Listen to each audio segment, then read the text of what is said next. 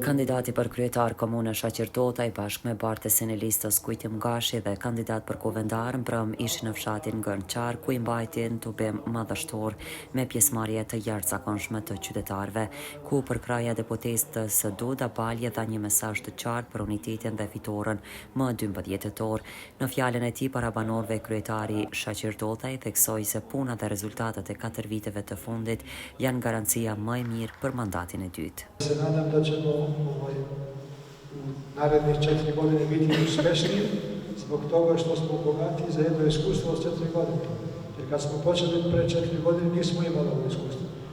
Verujte, meni je trebalo godinu dana da saznam kako funkcioniše opština, što je to veoma komplikovan mehanizam. I posle tek u 23. 24. kad smo ukapirali način funkcionisanja, onda smo počeli sa rešavanjem i sa implementacijom projekata, tako da smo uspeli dosta dobro da završimo godinu. Imali smo dosta dobro. 4 vite më parë, nisëm një rrugë të vështirë, por të ndershme dhe të suksesshme.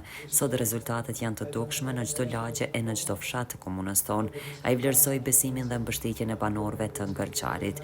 Gërnqari gjithmonë ka qenë me njerëz të punës dhe të vlerave. Kjo mbështetje më jep forcë që të vazhdoj me të njëjtin ritëm edhe në mandatin e dytë. Duke përmbyllur tubimin, kryetari Totaj dha një mesazh të qartë për fitoren e 12 tetorit. Bashkë po e vazhdojmë rrugën e zhvillimit të Prizrenit. Gërnqari flet qartë, fitoria më 12 tetor është jona. Ono što smo planirali gradonačelniče za ovaj kraj, ovu lepu podgoru ovdje jeste jedan dalekovod koji ćemo raditi zajedno, znači uz memorandum uz podršku vas i predstavnika, znači Keka. To će biti jedan od najvećih projekta i nešto što je najvažnije za ovaj deo i to će biti jedan od prvih naših zahteva ako Bog da kad budemo formirali novu 4-godišnju vladu koja nas, ako Bog da, brzo čeka. Ono što hoću da kažem je da vrlo rijetko ljudi kažu da u politici nema emocija.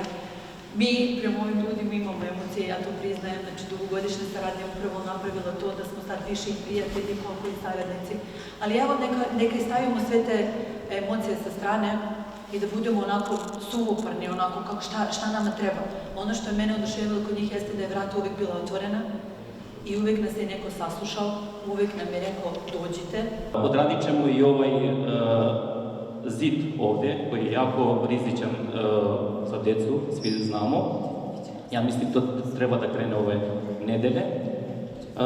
Pokockali smo nekoliko ulica, imamo još neke projekti koji su u toku i nadam se da ćemo odraditi još puno projekta. Ima li neko pitanje?